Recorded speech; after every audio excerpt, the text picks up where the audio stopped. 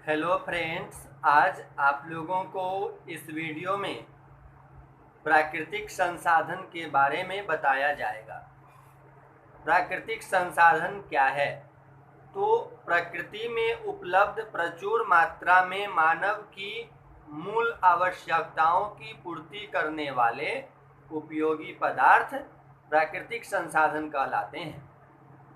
हमारा जो प्रकृति है, इस प्रकृति में उपलब्ध प्रचुर मात्रा में मानव की मूल आवश्यकताओं, हमारी जो मूल आवश्यकता है उसको पूर्ति करने वाले पदार्थ को प्राकृतिक संसाधन कहते हैं। इसमें जल है, वायु है, स्थल है, ऊर्जा है, खनिज है, पेट्रोलियम आता है इत्यादि और भी है। ये सब हमारा क्या है? प्राकृतिक संसाधन है। अब हम लोग बात करते हैं प्राकृतिक संसाधन के प्रकार। तो प्राकृतिक संसाधन जो है वो दो प्रकार के होते हैं। एक है नवीकरणीय संसाधन और दूसरा होता है अनवीकरणीय संसाधन। नवीकरणीय संसाधन किसे कहते हैं?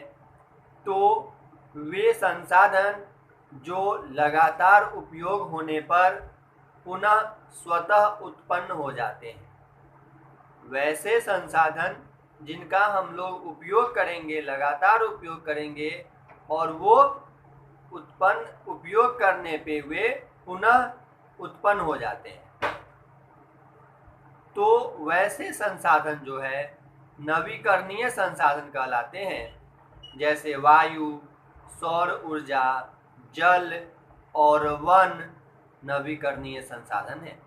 इनका उपयोग हम करते हैं तो ये पुनः जो है स्वतः उत्पन्न हो जाते हैं। अनवीकरणीय संसाधन किसे कहते हैं?